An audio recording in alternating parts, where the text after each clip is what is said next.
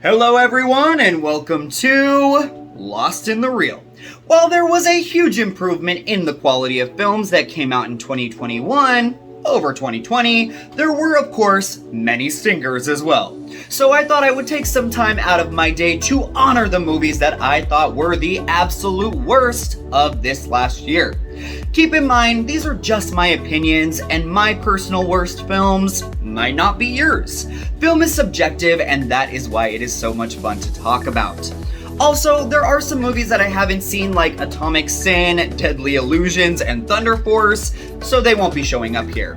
And I've also decided to leave off projects that I saw at film festivals that haven't received a release date yet, like We're All Going to the World's Fair and Asking for It, both of which certainly deserve a spot on this list.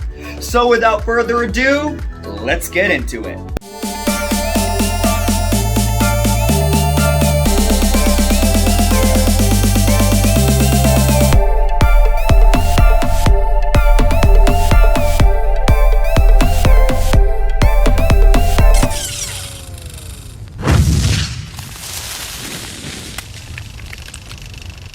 So to start things off, my number 5 is a little film called John in the Hole. I saw this movie all the way back at Sundance in January, and it still haunts me to this day, and not in a good way. There were multiple reasons why I was excited to check this one out. It has an all-star cast with Michael C. Hall, Taissa Farmiga, and Jennifer Ale. It's from one of the Oscar-winning writers of Birdman, and the plot about a kid who holds his family captive in a hole sounded enticing. But this meandering and pointless movie was an absolute snooze fest. The whole idea of a kid trying to get rid of his family so he can live out his fantasies and do whatever he wants is a sound one, and could have led to a captivating film.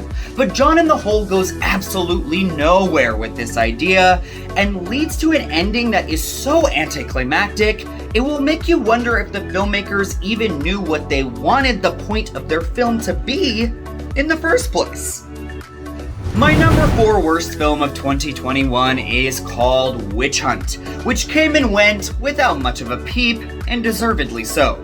This movie desperately yearns to be this generation's The Craft, but with an important message, all of which gets muddled in the film's disastrously haphazard tonal shifts. One moment the movie is fun and silly and the girls are playing around with their witchcraft. Then it tries to become a supernatural horror film, and then all of a sudden it becomes self-righteous and begins to force-feed us its messages on immigration. Witch Hunt wants to be so many different things at once that in the end it comes off as a total mess with an identity crisis. Also, it is poorly acted and directed, and wastes the considerable talents of Elizabeth Mitchell, which in my book is an irredeemable crime. My number 3 worst movie is Gia Coppola's Mainstream. I hate this movie so much.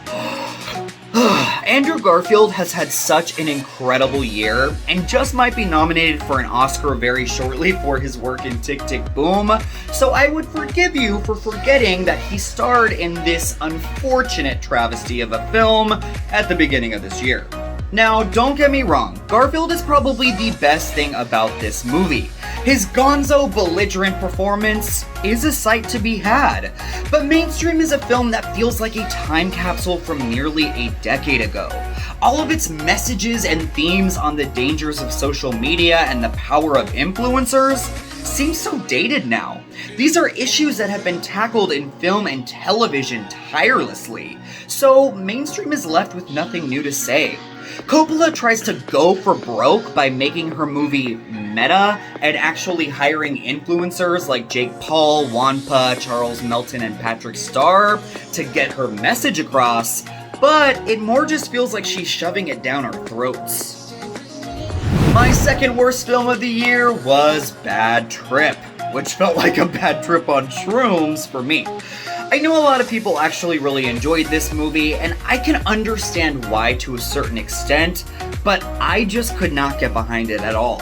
I actually think Eric Andre can be quite funny, but everything about Bad Trip, including all of its stunts and comedy, felt completely lazy. I must admit, I did chuckle a few times, but for the most part, it all fell flat. And when the jokes went flat, it was painful. Andre also takes his jokes way too far, trying to milk every ounce out of them until they become borderline offensive and stale. Also, the buddy road trip / trying to get back the girl / being chased down by Tiffany Haddish storyline that they shoehorned into the movie, it just annoyed the hell out of me and added zero substance to the proceedings. Absolutely no judgment here if you enjoyed it. I have a lot of friends who really did love this movie, but I chalk it all up to Bad Trip just not being my thing. And my number one, aka my worst film of 2021, is a film that I'm surprised was able to manage a 44% on Rotten Tomatoes. And I was even more shocked that one of my favorite fellow YouTubers said it was one of their favorite films of the year in their review. Once again, no judgment. But really? The movie I'm talking about is Amazon Prime's The Voyeurs, which I found to be an abhorrent crime against humanity. Now, I must admit that for the first 45 minutes or so, I was actually kind of digging the film in a guilty pleasure sort of way, but then it went off the rails in such a disastrous way that I could never look back, even if I wanted to. This Rear Window type knockoff is trying to be steamy, but the chemistry between Sydney Sweeney and Justice Smith is, well, it's non-existent. Seeing them be intimate with each other nearly wanted to make me puke. And while I think both of these performers are talented, their acting here is horrendous, especially Smith, who is monotone, sluggish, and sleepwalking throughout the entire movie. Oh yes, to making wonderful, terrible decisions. The film tries to amp up the sex as it goes on and slowly devolves into near pornography. And here's the kicker. It starts throwing stupid twist after obvious twist after pointless twist at you. I thought this thing was ending about 20 times, only for it to keep going, much to my dismay. Worst of all, The Voyeurs makes light of suicide by using it as a lazy plot device that made my stomach sick. And by the time it was all over, I wanted to take a cold shower and a Xanax for my troubles. This is easily one of the most misguided, problematic, and troublesome movies of the year, and comes in as my personal worst experience watching a film in 2021. Thank you so much for watching Lost in the Reel.